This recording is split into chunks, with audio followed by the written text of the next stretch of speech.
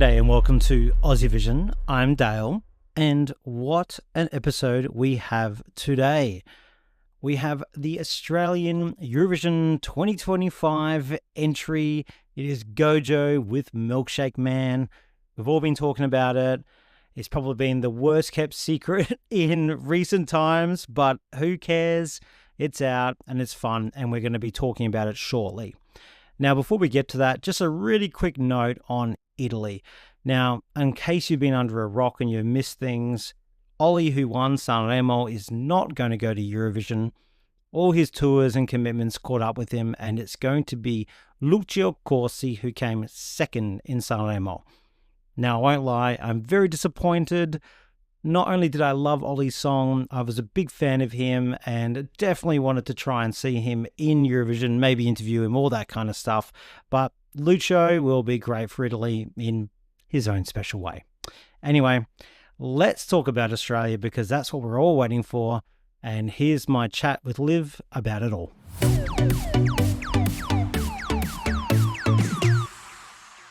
G'day and welcome to Aussievision. I'm Dale and I'm joined by the amazing Liv for a very exciting day. Liv, we've got the Australian entry for 2025. Woohoo! So excited.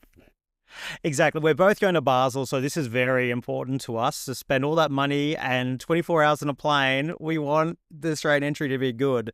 Now, before we start talking about it, Liv, let's just have a little bit of a snippet of the song first. Call me the milkshake man. I wanna shake and make the whole world dance. They drink my milk all across the land. I can tell you want a taste of the milkshake man. I can tell you want a taste of the milkshake man. I can tell you want a taste of the milkshake man. All right, well, it's Gojo with Milkshake Man. A lot of people were talking about that, and it was the case. Now, Liv, what were your initial impressions when you heard, we got to hear the audio a little bit before the video? Like, it's been an interesting day to kind of go through that whole process.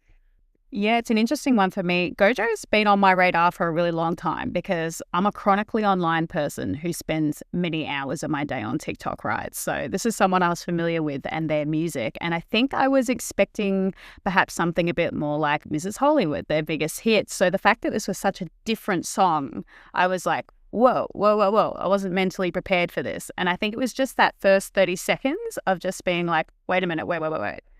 This is a banger. This is great. It was just so different that it took a moment. I was a bit like caught off guard.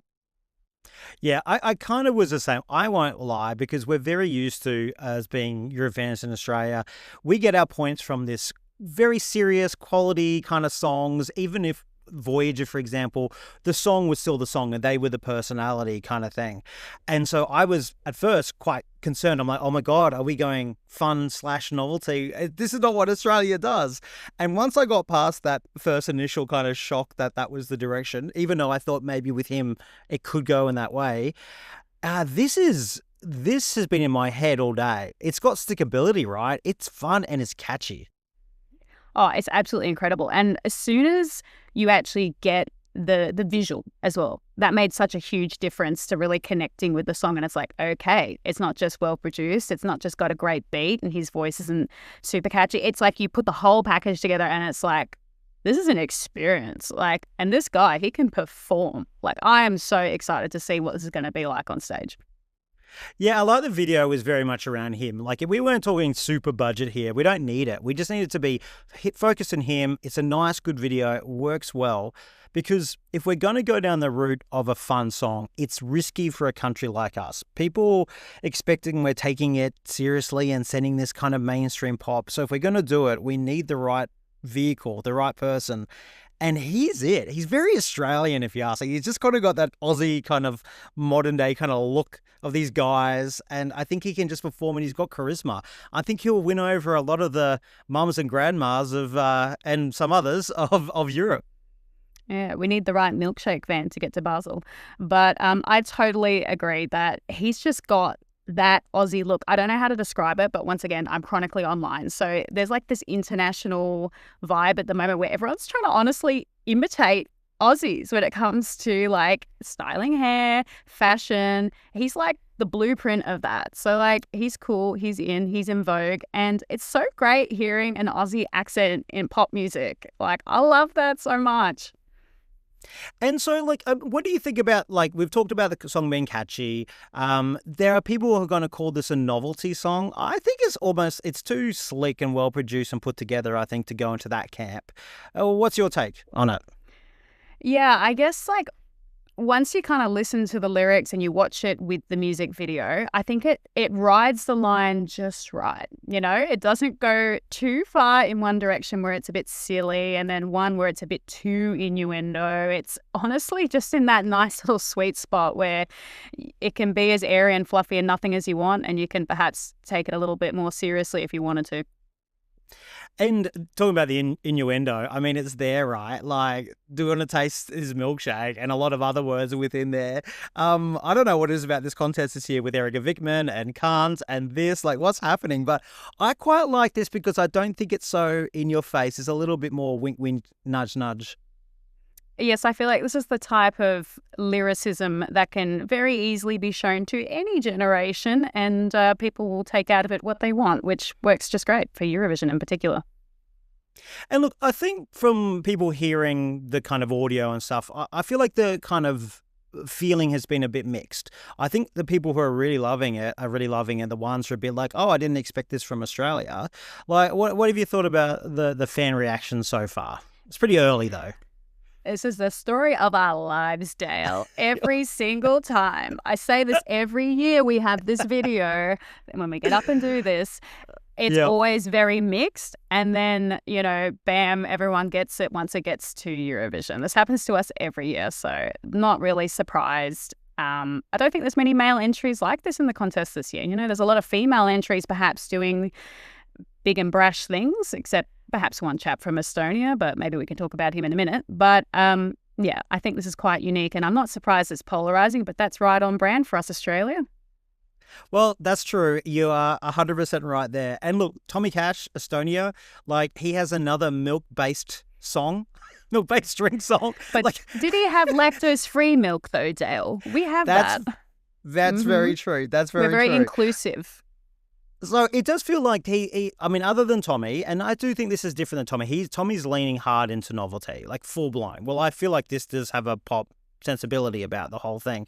So I thought, yeah, maybe there'll be a competition with each other, but I think they're very different, even though, again, they're milk kind of fun songs.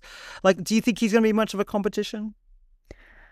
I think it will just come down to the visual, really. I think if we can tell a different story here, the sound itself is completely unique and different. And this is something that will actually have juries excited, whereas Tommy's will have them repulsed, unfortunately. So we have something there that he doesn't.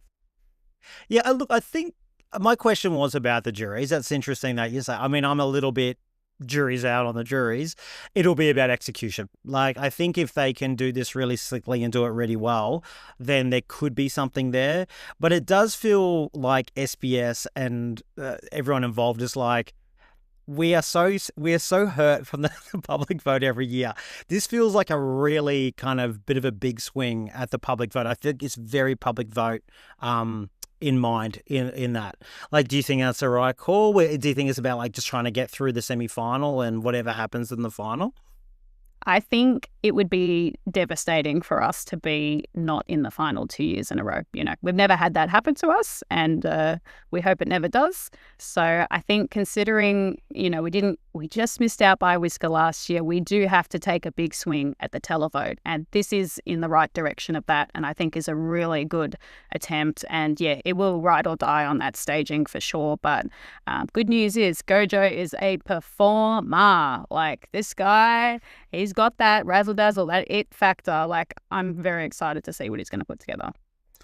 Yeah, and he gets like that, like, you know, gone are the days where back in the day with Dami and even Kate Miller-Heidke, where you can just sit there and rock up and go, wow, look at my staging show. I mean, maybe if you're as good as Zero Gravity, you can kind of do that, but you can't do that anymore. It is a full-blown political and marketing campaign from today.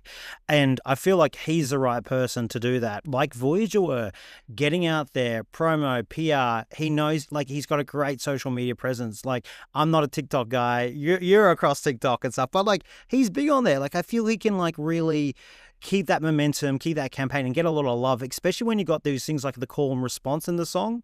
We need that crowd to be shouting it back, and it's going to be relying on that campaign.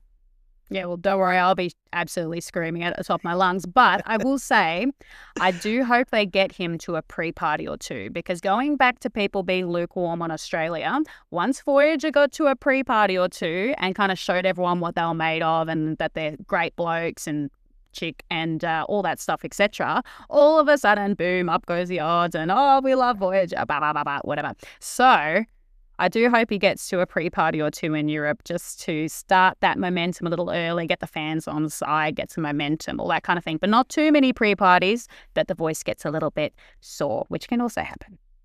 Yeah, it's a fine line, isn't it? But I definitely want him over in Europe trying to do promotion. Now, actually, that's really interesting because, you know, as we got the details of the song and through the release, that the crew from Shepherd are involved in the writing credits of this. Now, Shepherd are doing a European tour in the lead up to it. I wonder if there'll be a little bit of piggybacking or comboing up around there, maybe traveling with even to kind of go along with them. But I wouldn't be surprised because it's interesting to see Shepherd involved. They've been hanging around the Eurovision sphere for the last few years, so good to see them as songwriters. Yes, because I know that they had a big shot last year at trying to get to Eurovision and had a song for that. And, you know, obviously they competed at Australia's sides back in the day, so they're super keen and just great Aussie artists that have been around for a really long time. So it's good to see them involved with an actual Eurovision entry. You know, their names are on the credits there, so they are now intertwined with Eurovision history. Yes, it is a song contest after all, but we know it's a lot more than that these days. And look, I'm definitely excited. I won't lie, I was a little kind of thrown at the start, but then as the day, and by the second, third listen, I'm just like, wow, I love it. And then just seeing the video, it pulled it all together. So I'm feeling pretty happy. I think when we go to Basel, this is going to be a good experience. Dude, you and me are going to go crazy at Euro Club for this. We're going to be doing like backflips. I'm so stoked. I'm so excited. You have no idea. You might be doing that, Liv, and you might be the one out late. I'll probably be in bed by like 11, 12 at my age now. Oh, right. I was going to say, any final thoughts on the song, Liv, or what you're probably hoping from this overall? Are you hoping for a good result for Australia with this? I'm feeling a little bit better about the whole semi-final questions. So that's always a really good thing to come out of a song listen. And I'm just really impressed that he's doing something so daring because, you know, I've been listening to his music for a while now since he's been on my radar from TikTok. And this is just something really different compared to his back catalogue. So either way, this is an artist spreading his wings in the music industry, and that's really exciting for him. Yeah, and I think it's good to see Australia take a kind of risk, even though I kind of feel like they're just like, get us out of that semi-final. We need to be there on Saturday night.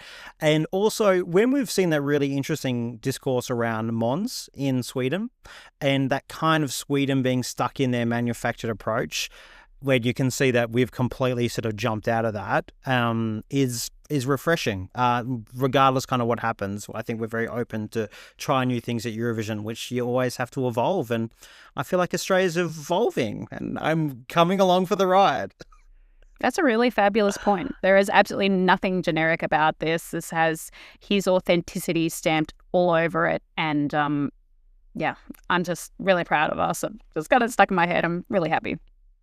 Perfect. Well, we'll see how the day unfolds and how the Eurovision fans react and where it ranks and everything. But as you said, it doesn't matter until we get to May anyway. So, no, it's all good. Well, look, Liv, thank you for going through the song. I'm sure we're going to be talking about this a lot for the next few months. So these are our initial thoughts and we'll come back to it in due course. But thanks again for talking all things milkshake.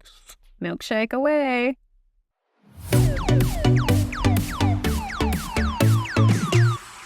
Now, while we have you, Liv, you covered Iceland for Aussievision on the weekend, the national final Song the Captain. Always an interesting national selection show. You know, sometimes they bring quality, sometimes maybe not so much. What was the show like for you? Yeah, I mean, I've watched Song the Captain since 2018, so I've seen a real spread of this national final, and I would say this was just a very bang on average year for them, where there's just a bunch of really cute Nordic pop songs that don't really stick out too much, and then maybe one song that was a little bit stronger than the rest, and that one won, which is sort of what always happens. Yeah. The show was good. The hosts were nice. We did get Hedda, Björk, and Kadia as an interval act. And I got to admit, they were absolutely killing it. I really enjoyed that. It always looks like a fun crowd. Like, Iceland love Eurovision. You know, they have that kind of little small arena, and they look like they always have a good time, regardless of what the songs are like. Now, you did mention there was a winner there, so let's have a little quick listen to it. It's Vibe with Roa.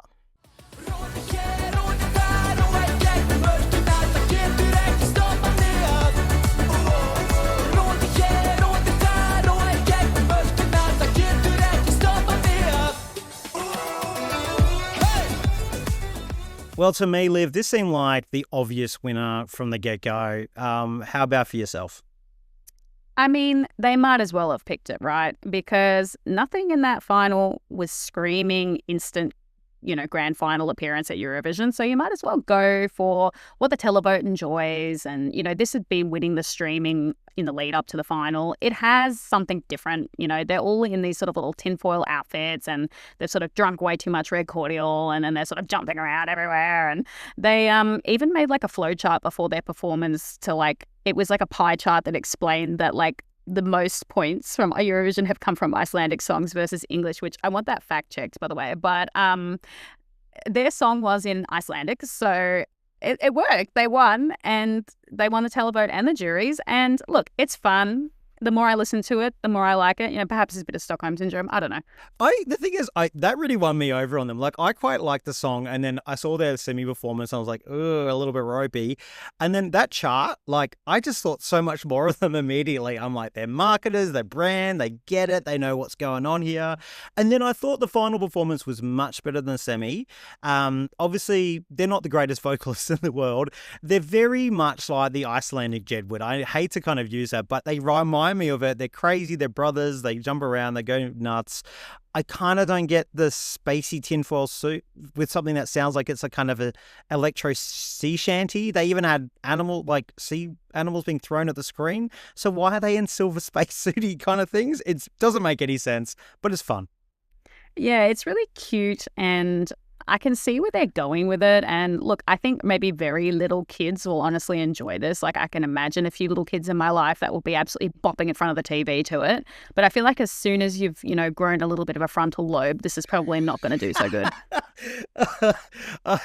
Okay, no, fair enough. My God, you sound like Mike. I love it. The thing is, and what I think they definitely need to change a little bit as well is they have those big sunglasses on, and when they took them off for it at one moment, you got to connect with them. That was actually one of the better parts of it. So I think that sell themselves, they are the whole thing. And also they should be wearing something different than their backing dancers, because they look like a group rather than them standing out on their own. So I think there's something to play with here. I think they're in a tough semi, so I still think it'll be hard, but they've given themselves a chance picking this, at least Iceland. Yeah, this was definitely their best option that might actually get them out of that semi-final, and at least the televote's happy then. You've sent what you wanted and what your people voted for, and you might as well. I was actually surprised they didn't win the public vote massively. They won it, but I thought they might run away with it more. So maybe not everyone in Iceland's completely won over by it. But, still it won. It won the jury as well, which is quite interesting. Yeah, that was a little bit of a surprise. There were a few songs in there that I thought, oh, yes, this could be jury bait, and then they flopped anyway. So, tinfoil people. But I definitely agree on the separate outfits there, because I got to admit, the first time I watched all the performances through with the semi-finals, I actually thought they were a big group of 6 people or so. I had no idea it was just 2 until I did a little bit more research, and I was like, oh, I see there. Yes, well, that was it. And look, the thing is, what was really great about the weekend, and even though it was Iceland, is that was the only national final that decided. It was a much quieter weekend for us at Aussie Vision, even though you did have to cover Iceland, unfortunately. Or fortunately, the way you look at it. No, it was a lovely weekend. No, not the adrenaline was at a nice level, just a simmer instead of just like a rip-roaring hum. Totally. Well, look, that was Iceland, a nice and quick, easy national final wrap-up. So thanks again for your time on Australia and Iceland, Liv, and we shall speak soon. No worries.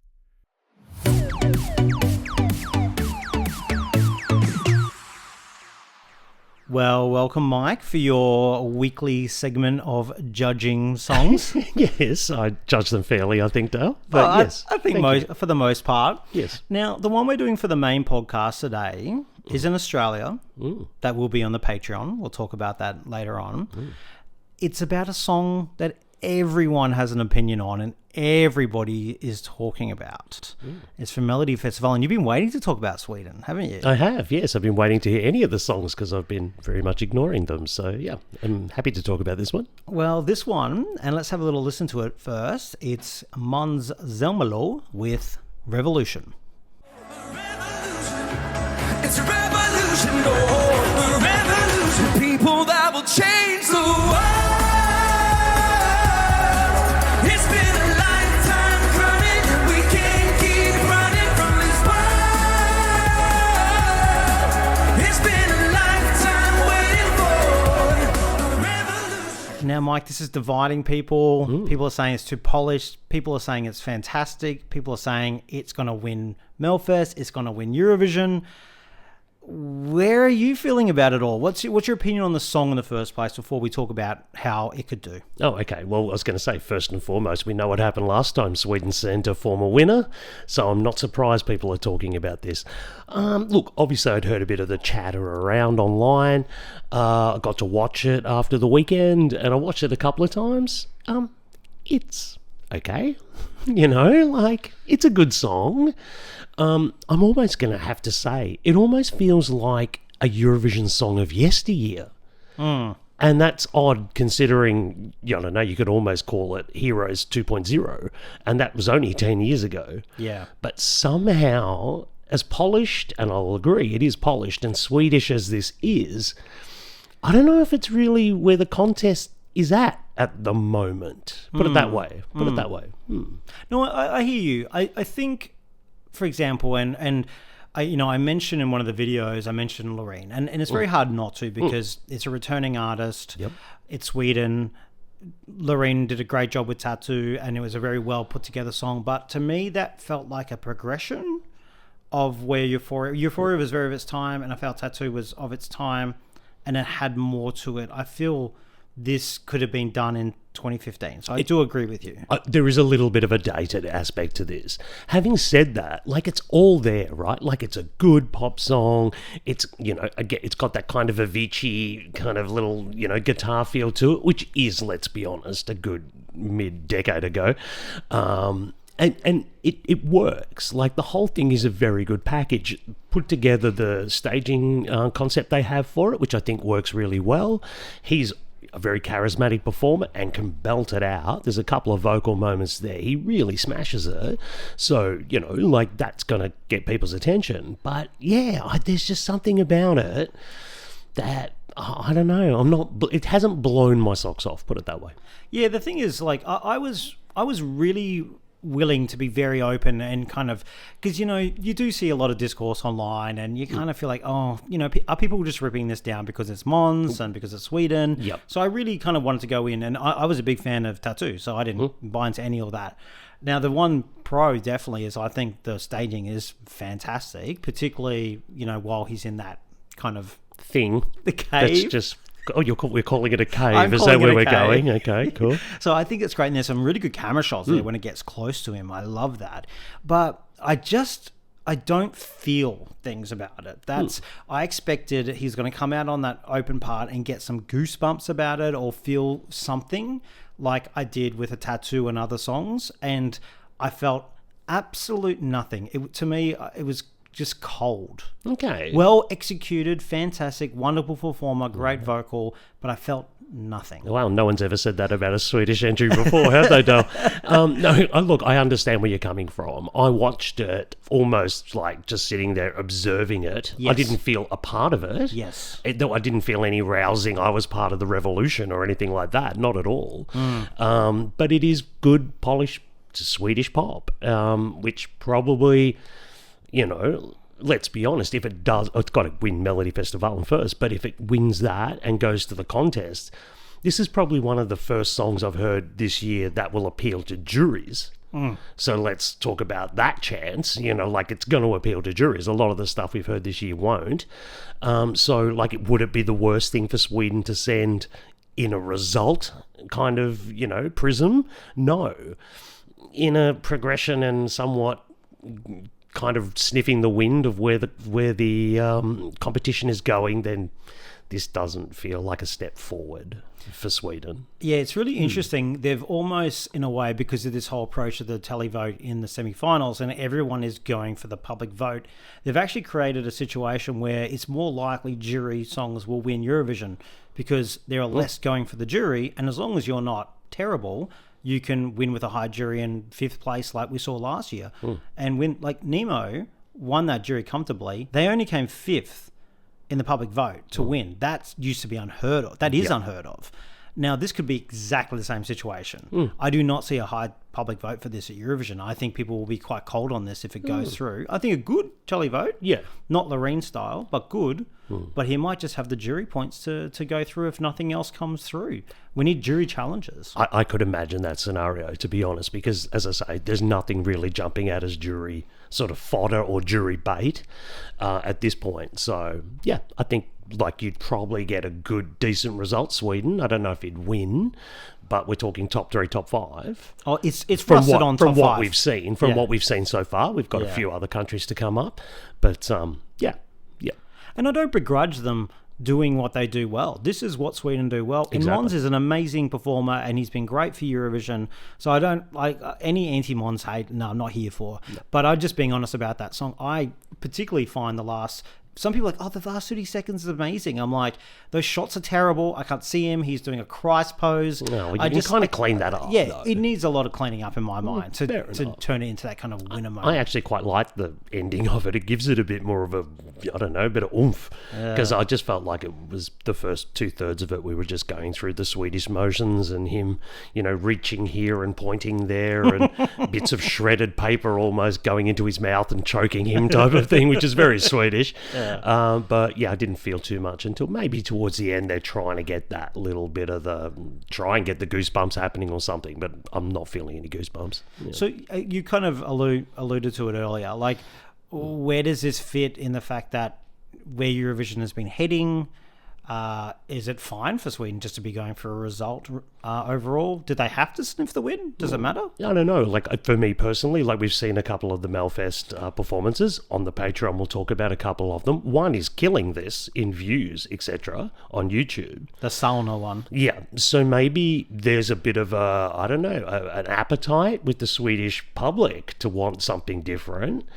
I think if those two songs were to go head-to-head in the final, I think the international juries would probably smash the other one and make sure this got through. Because this is a safe pair of hands. This is a safe bet. There's nothing wow bang that's going to probably win a semi-final, but it'll do very well. Enough people to go, that is an excellent performance. I'll vote for that. Gets through to the final, and that's what you want, isn't it? That's everybody's KPI. Yeah, true. And I think, look, if I had to put jury hat on, I would be rewarding this massively. How could you not? It's a well-constructed song. Yep. Okay, yes, a bit dated, but well-constructed, excellently performed, amazingly staged, and considered everything else in very safe Melfest. Vote. Very safe jury vote. How could you not give this points in as a jury? It's something. Whether you give it the 12 or the 10 or the 8, it's probably, consistently from high. What we've seen so far, it's going to be at the pointy end. Yeah, totally. All right, interesting discourse, very much so, particularly with the two songs we will talk about in the Patreon. Now, we're going to be talking about that sauna song from Sweden, who is sung by Finns, but I don't have the name to hand, but we'll talk about it in the Patreon. And we'll also talk about the Australian entry, Milkshake Man, That's going to be which interesting. is our kind of movement away from being cold and sterile, I would say. Possibly. All right. Well, thank you very much, Mike, for giving your verdict on Måns. No worries. Pleasure. We'll see you next week.